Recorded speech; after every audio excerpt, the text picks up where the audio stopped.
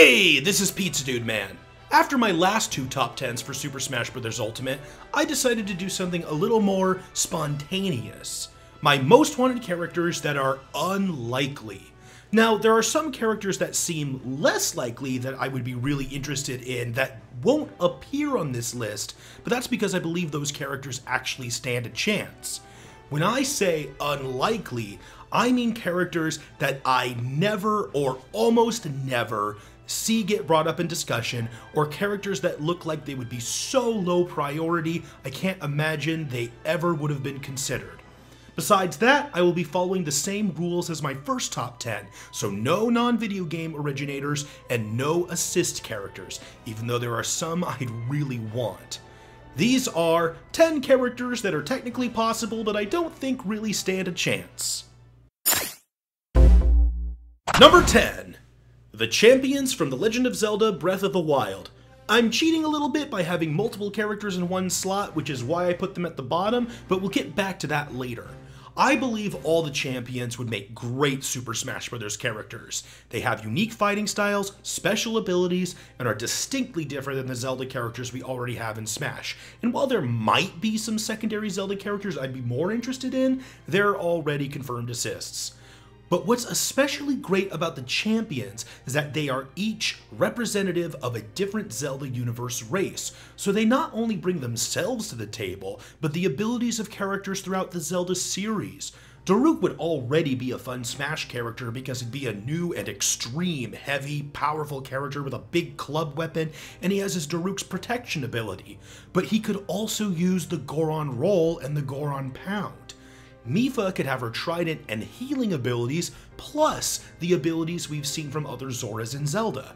I've seen some people claim Urbosa would be less interesting since she's another sword user, but her battle moves are so crisp. I'd want to see a moveset out of her where she uses both her scimitar and her shield in a two-weapon fighting style. Plus she's got Urbosa's Fury.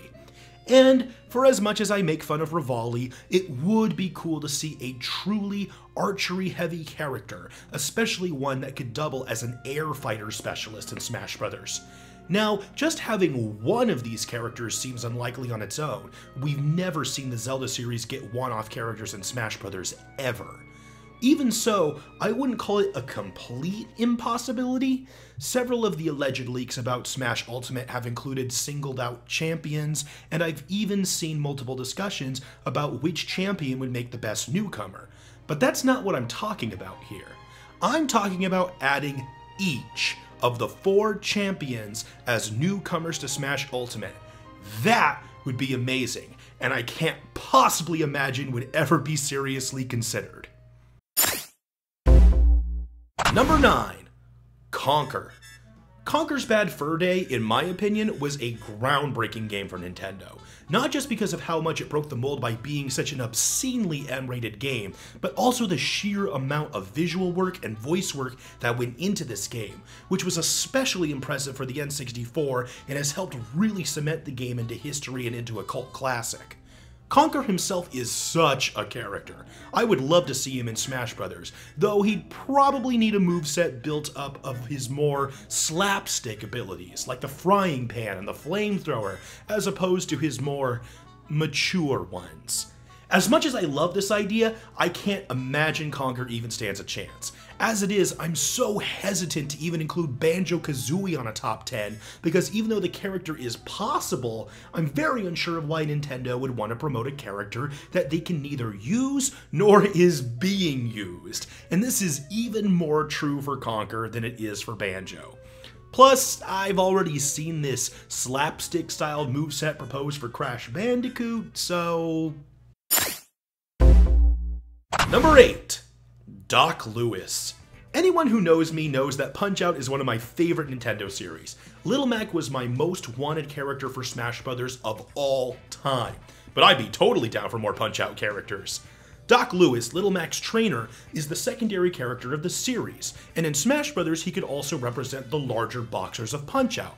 That's kind of the joke of Punch-Out. You play as Little Mac, a small guy boxing against these absolute mammoths of men.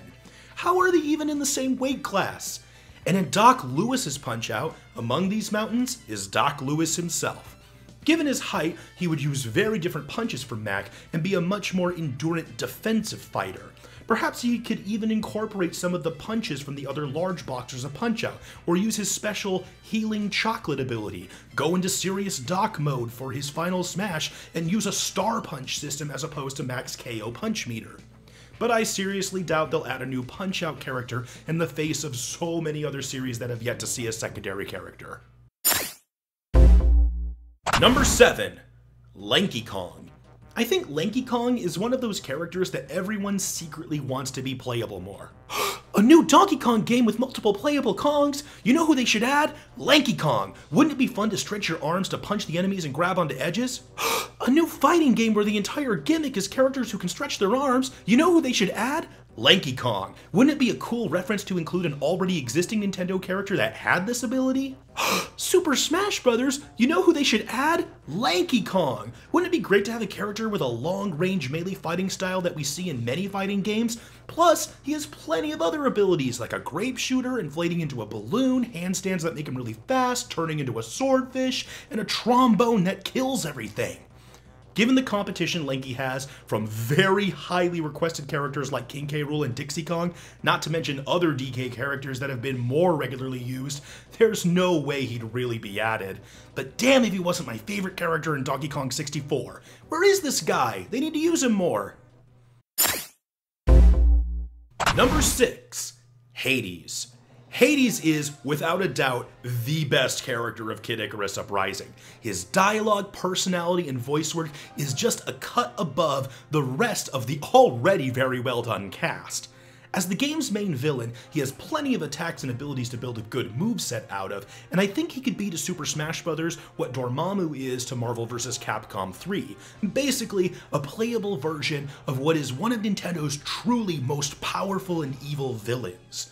Despite all that, the Kid Icarus games already have a good set of characters in Smash from what really is such a small series, and even though Hades is fantastic, he faces competition from other popular Kid Icarus characters as well. Number 5. Sceptile. Sceptile is my favorite Pokemon. Okay, that's true, and that's the main reason I have it on this list, but I suppose there's more to it than that. Sceptile has had its fair share of special appearances, from being playable in Pokken Tournament to being one of Ash's greatest Pokemon. I also like that it's a fully evolved grass starter Pokemon, which we have yet to see in Smash Bros. Actually, with Greninja on the roster, I was thinking it would be pretty cool to have Sceptile, Greninja, and Incineroar. That would be awesome. But I've alternatively seen Blaziken, Greninja, and Decidueye, and that's one of Sceptile's big obstacles. Blaziken has always been a more popular Pokemon. It would be one thing for us to see a playable Generation 3 Pokemon at all, let alone that the choice is Sceptile specifically. But Sceptile is my favorite Pokemon. Number 4. Duster. Duster is my favorite Mother character. Okay, I already made this joke, but once again it's true. Duster was on my oldest fan-made rosters, ones that even predate the videos from the 2009 series. The Mother games are near and dear to my heart, and many of you already know that I tend to gravitate towards the badass characters with no special abilities. In a game where the emphasis is on psychic powers, Duster is just a thief, and he's awesome. Despite having no PSI and having a noticeably bad limp, he's one of your party's best fighters, using an all-kicking based fighting style. He is so proficient in his martial arts, he's even able to attack enemies that sneak up on him by kicking them from behind, something no other Mother character does. Additionally, he is your party's rogue, which is my favorite fantasy class. He can do surprise attacks and has a plethora of amusing thief tools, including smoke bombs, a tickle stick, a scary mask, and wall staples. Lucas already references Duster by using kicks and the rope snake, but I think Duster still has plenty to offer all on his own. He is the perfect recipe for my type of character, and if he actually became playable, I would even pick him over Little Mac. But with the Mother series as small as it is, it seems unlikely that they would add a new character, and even if they did, Duster is sure to lose out to more popular picks like the Masked Man, or characters with a more overall presence like Porgy. However, Duster has yet to be seen. Since Jeff is an assist trophy, many people, myself included, hope and believe that Duster will be an assist trophy as well. If he isn't, he will be the only Earthbound or Mother 3 main party member to not be in Smash Bros. In some way, and I will be very sad about that. Number 3. Ray. Ray is one of the miscellaneous, unrepresented franchise characters I used to see a lot of requests for back in the day that never gets brought up anymore. It's kind of funny, Isaac's from the same time period as well, but I still do see lots of requests for him, which is one of the reasons he was in my honorable mentions for top 10 newcomers. Plus, he really would be a great Smash character with his Earth abilities. But besides Smash Bros., Custom Robo was one of the big party games I played a lot of with my friends growing up, and Ray would also be an amazing Smash character, using the huge variety of weapons from the Custom Robo games, kind of like Mega Man. I don't have much more to say. Ray would be fun, he has plenty of cool moves and abilities available, I adore the Custom Robo series, and I wish it had more of a following and demand to get new games. Number 2. Ryu Hayabusa. Often when we talk about big classic third-party Nintendo series, we talk about Mega Man and Castlevania. But the other one that comes to mind immediately is Ninja Gaiden. This was another series of games that made its mark on the NES, and the game's protagonist, Ryu Hayabusa, uses many special ninja techniques that would be fun to use in Smash Bros., plus a very well-defined fighting style, given all of his regular appearances as a playable character in the Dead or Alive games. Ninja Gaiden is owned by Tecmo, which has been doing a lot with Nintendo in recent years, but I seriously doubt Hayabusa has a big enough fandom clamoring for him to be in Smash Bros. To be considered, especially when we have yet to see other, more requested classic icons like Simon Belmont and Bomberman. But if Simon does become playable in Smash Bros., Ryu Hayabusa will be the character I cheer for in his place. Number 1. Tails. Like Duster, Tails appears in my oldest fan-made rosters. I have always believed that if any third-party series were to get a second character, it would be Sonic. But therein lies the problem. We've never seen a third-party series get a second playable character in Smash Bros., so Tails would be breaking new ground. Additionally, Tails faces competition from all the other Sonic characters. Now, maybe I'm underselling Tails' chances. After all, Knuckles is a confirmed assist trophy, Shadow is traditionally an assist trophy, and the only other character I see get brought up a lot is Eggman as one of gaming's most iconic villains. But even then, we usually see sidekicks get brought in before villains in Smash Bros., like with Luigi and Diddy. And I tend to think of Tails immediately after Sonic. Sonic and Tails is the first thing to cross my mind. As a Smash character, Tails' signature move is, of course, his ability to fly with his tails, but he also has had his appearances in Sonic Battle and Sonic the Fighters to derive a good moveset from, plus a tornado-themed Final Smash. Since he is such a new type of character addition, it's really hard to rate his chances, especially in the face of so many other third-party characters we have yet to see. But I have always wanted Tails in Smash Bros., and I've never had an excuse to talk about him in a video until now. That's it for my top 10 unlikely characters to become playable in Smash Bros. Let me know who some of your dream fighters are in the comments, and I'll see you next time for the next video. Thank you so much for watching. Bye!